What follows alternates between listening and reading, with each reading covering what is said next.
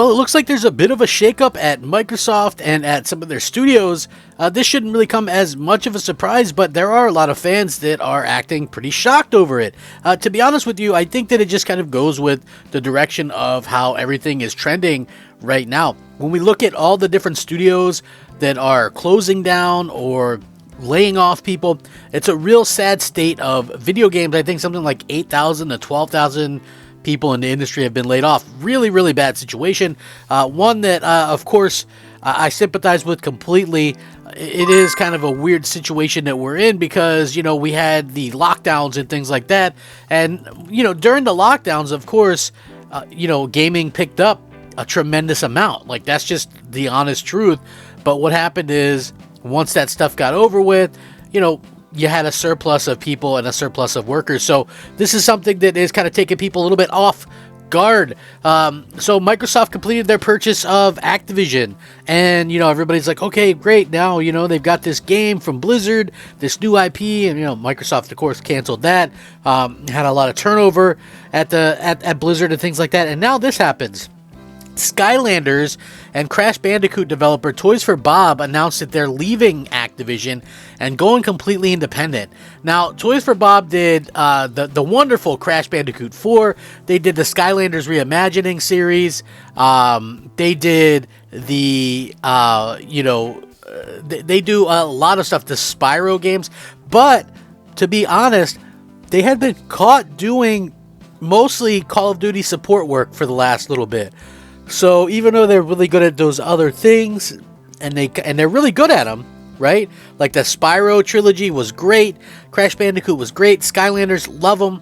But they were kind of stuck in this support role for Call of Duty lately because those other games aren't selling like, well, Call of Duty. So the California studio, which was acquired by Activision in 2005, and has worked on a variety of Skylanders, Crash Bandicoot, Spyro, and Call of Duty games since that point. However, in a new statement released, it looks like it was announced that the developer is going to be going at it alone from now on. And I quote, "Over the years, we've inspired love, joy, and laughter for the inner child in all gamers.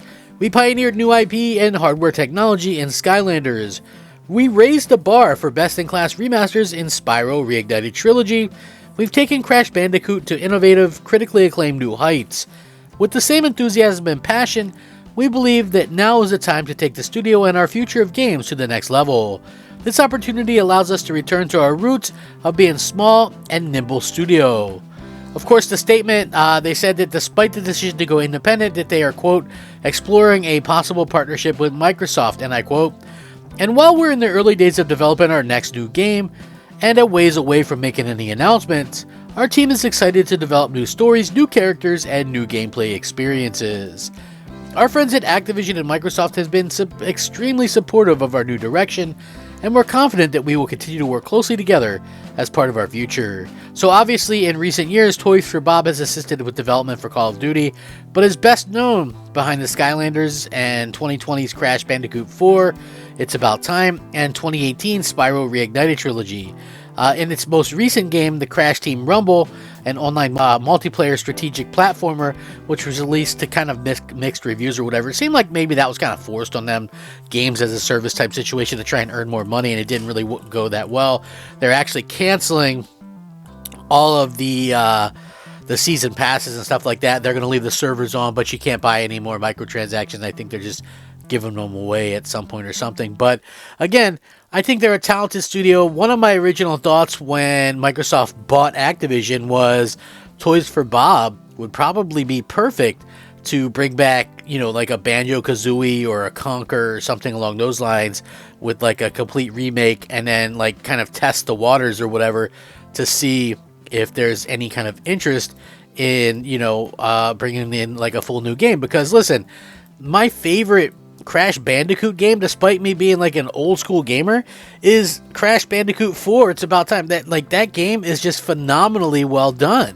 It is. It's like, it's modern, but keeps like some of the amazingness of the, old school platformer there, and I think that that's what makes it so appealing, is that they understand the character, they understand what they're doing, And that's really kind of a bonus thing for fans and things like that. I don't know how well that game sold.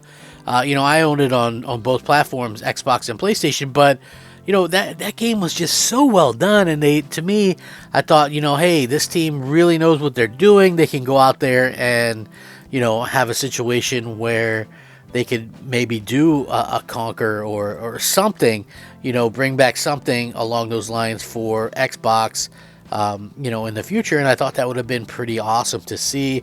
Obviously, that's not going to happen. Although them saying that they can still work with Microsoft in the future, I think that means that, they can always do another Crash Bandicoot or whatever. But the bad part for Microsoft, and I see, I'm not necessarily saying this is all bad, but what I am saying is, it's just unfortunate because Microsoft bought them. Who knows? Maybe Microsoft wanted to close them down, and this was an option to keep them kind of going and keep them afloat.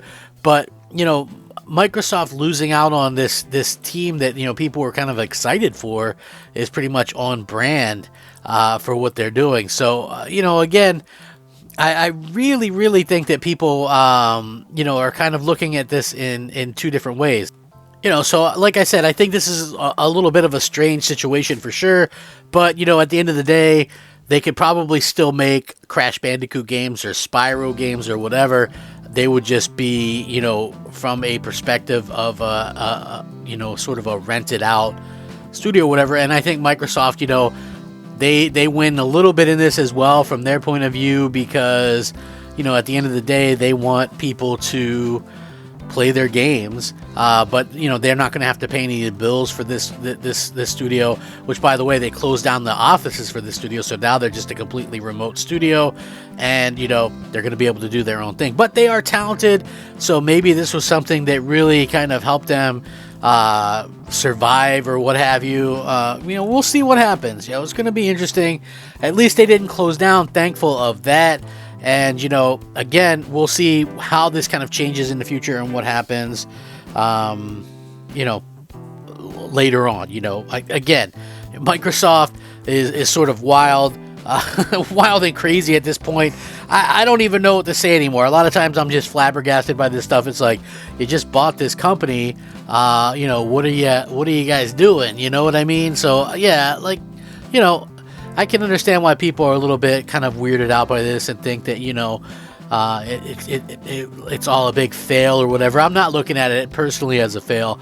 I'm looking at it as maybe they helped save this company that they were going to close down. So, we'll see what happens.